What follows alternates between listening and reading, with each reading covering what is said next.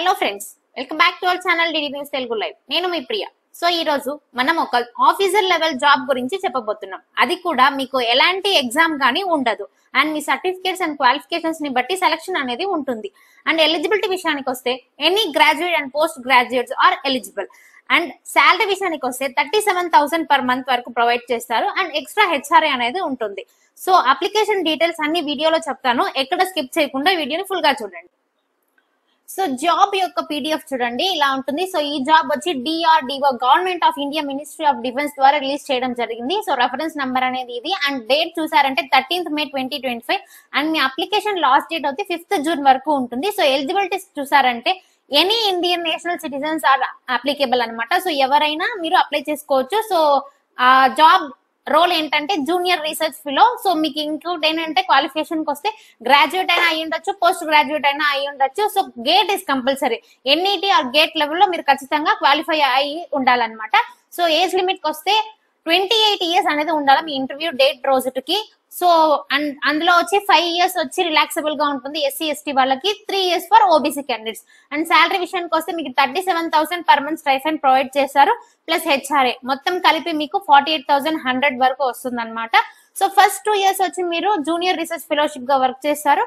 So ఆ తర్వాత 2 to 3 years వరకు మీరు ఏం చేస్తారంటే సీనియర్ రీసెర్చ్ ఫెలోగా ప్రమోట్ అవుతారనమాట. సో ఆల్రెడీ గవర్నమెంట్ లో వర్క్ చేస్తున్న క్యాండిడేట్స్ కానీ పబ్లిక్ సెక్టర్ లో వర్క్ చేస్తున్న క్యాండిడేట్స్ కూడా మీరు నో అబ్జెక్షన్ సర్టిఫికేట్ ప్రొవైడ్ చేసి ఈ ఎగ్జామ్ అనే ఈ ఇంటర్వ్యూ అనేది అటెండ్ చేయొచ్చు అనమాట. సో అండ్ ఇంకో విషయానికి వస్తే క్యాండిడేట్స్ వచ్చి మీ డీటెయిల్స్ అనేది కూడా అటాచ్ చేసి పంపించాలా. సో ఇక్కడ చూడండి, మీరు ఏమేమి ఎలిజిబుల్ క్యాండిడేట్స్ ఏమేమి ఫార్వర్డ్ చేయాలంటే సో మీకు ఈ అప్లికేషన్ వచ్చి పోస్ట్ ద్వారా పంపించాల్సి ఉంటుంది అనమాట. సో ఇక్కడ కింద చూపిస్తాము అప్లికేషన్ ఫామ్ అనేది మీరు డౌన్లోడ్ చేసుకొని ఫిల్ చేసుకోవాలి. సో అప్లికేషన్ ఫామ్, మీ ఎడ్యుకేషనల్ సర్టిఫికేట్స్, మీ birth certificate and caste certificate. So ఇవన్నీ మీరు అటాచ్ చేసి కింద ఇచ్చిన ఈ అడ్రస్ కి సెండ్ చేయాలా. సో ఈ మీరు ఇక్కడ పైన ఏమని మెన్షన్ చేయాలంటే అప్లికేషన్ ఫర్ జేఆర్ఎఫ్ రిక్రూట్మెంట్ అనేది మీరు బోల్డ్ లెటర్స్ లో ఖచ్చితంగా రాసి ఉండాలన్నమాట. సో సెలక్షన్ ప్రాసెస్ విషయానికి వస్తే సో ఎలిజిబుల్ క్యాండిడేట్స్ వచ్చి గేట్ స్కోర్ ఆర్ పర్సంటేజ్ మీద మిమ్మల్ని షార్ట్ లిస్ట్ చేశారు. సో ఆ తర్వాత మీకు ఒక పర్సనల్ ఇంటర్వ్యూ అనేది హెల్ప్ చేస్తారనమాట. సో అది వచ్చి బెంగళూరులో ఉంటుంది అండ్ ఆ టైం డేట్ అన్ని మీకు మెయిల్ ఆర్ స్పీడ్ పోస్ట్ లో పంపిస్తారనమాట. సో ఆ ఇంటర్వ్యూ అంతా అయిపోయిన తర్వాత ఆ డైరెక్టర్ యొక్క ఫైనల్ డెసిషన్ మీ జాబ్ సెలెక్షనా లేదా అనేది ఉంటుందన్నమాట. సో ఇక్కడ మీరు ఏమేమి తీసుకెళ్లాలంటే ప్రొవిజనల్ సర్టిఫికేట్స్ అనేది ఉండాలా అండ్ మీరు ట్రాన్స్పోర్టేషన్ కానీ మీ స్టే కానీ బెంగళూరులో మీరే చూసుకోవాలా అండ్ క్యాస్ట్ సర్టిఫికేట్ అనేది ఉండాలా. సో ఇంకా మిగతా మీ సర్టిఫికేట్స్ అన్ని కూడా మీ దగ్గర ఉండాలన్నమాట.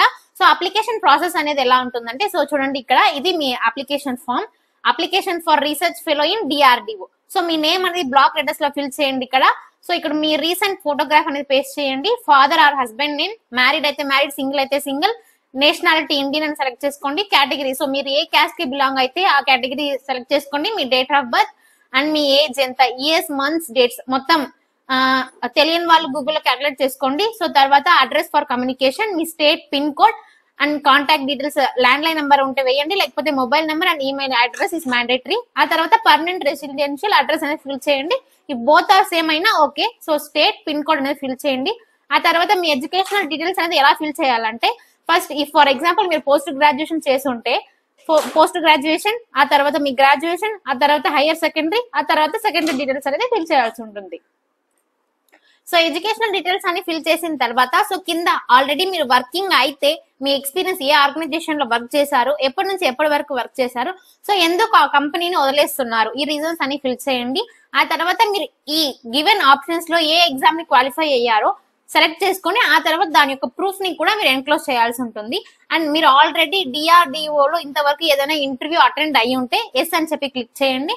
అండ్ ఇక్కడ చూడండి మీ ప్లేస్, డేట్ అండ్ మీ సిగ్నేచర్ అనేది ఫిల్ చేయాలన్నమాట. సో ఆ తర్వాత సిసిఏ క్యాడరీ కంట్రోలింగ్ అథారిటీకి మీరు ఒక డిక్లరేషన్ ఫామ్ అనేది ఉంటుంది అనమాట. Certified that me name and మీరు ఇంతకుముందు వర్క్ చేస్తున్న ఆఫీస్ అండ్ ఎంత శాలరీ తీసుకున్నారు ఇదంతా ఫిల్ చేసి అండ్ ఇప్పుడు ప్రెసెంట్ సిసిఏకి మీరు ఏ పోస్ట్ కి అప్లై చేస్తున్నారు అనేది ఇక్కడ ఫిల్ చేసి, అంటే జూనియర్ రీసెర్చ్ ఫెలోషిప్ అని ఫిల్ చేసి ఇక్కడ చూసి మీ సైన్ పెట్టండి. ఆ తర్వాత ఇక్కడ చూడండి నో అబ్జెక్షన్ సర్టిఫికేట్ అనేది ప్రతి ఒక్కరికి మ్యాండేటరీ. ఆల్రెడీ వర్కింగ్ అయి ఉన్నా లేదా కొత్తగా ఇప్పుడు మేము జాబ్ కి అప్లై చేస్తున్నామన్నా ప్రతి ఒక్కరికి మ్యాండేటరీ. సో మీ నేమ్ ఫిల్ చేయండి. ఆ తర్వాత ఇంకొకటి ఏమంటే ఆల్రెడీ మేము వర్కింగ్ లో లేదు, మేము జస్ట్ జాబ్ లెస్ అనుకుంటే ఆ ప్లేస్ ని వచ్చి మీరు జస్ట్ స్ట్రైక్ ఆఫ్ చేసేయండి, నో ప్రాబ్లం. సో వర్క్ చేయని వాళ్ళకి శాలరీ, ఎక్కడ వర్క్ చేసాము, ఎంత ఇదంతా ఉండదు కాబట్టి మీరు స్ట్రైక్ ఆఫ్ చేసేయండి. ఆ తర్వాత ఇక్కడ చూడండి this office has no objection to his or candidature being considered for appointment to the post of junior research fellow at DRDO JRF or junior research fellowship అని ఫిల్ చేయండి. ఆ తర్వాత ఇక్కడ మీ సైన్ చేసి ఈ మొత్తం ఫామ్ ని అండ్ మీ సర్టిఫికేట్స్ ని అన్ని ఒక పిన్ చేసి ఒక పోస్టల్ కవర్ లో మీ పైన ఏం రాయాలంటే application for the JRF recruitment అని చెప్పి ఆ ఎన్వలప్ పైన ఉండాలా.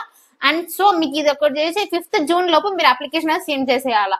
సో ఆఫ్టర్ 5th జూన్ వాళ్ళు వచ్చి ఏ అప్లికేషన్స్ ని తీసుకోరు అనమాట. ఎవర్ సో రీజన్స్ వాళ్ళు అక్సెప్ట్ చేసుకోరు. So thank you. అండ్ మరిన్ని ఇలాంటి జాబ్ రిలేటెడ్ వీడియోస్ కోసం మా ఛానల్ సబ్స్క్రైబ్ చేసుకోండి. అండ్ మేము latest news and job updates అన్ని వేస్తుంటాం. సో మరిన్ని డీటెయిల్స్ కోసం మా ఛానల్ ని లైక్ చేసుకోండి, షేర్ చేయండి అండ్ సబ్స్క్రైబ్ చేయండి. Thank you.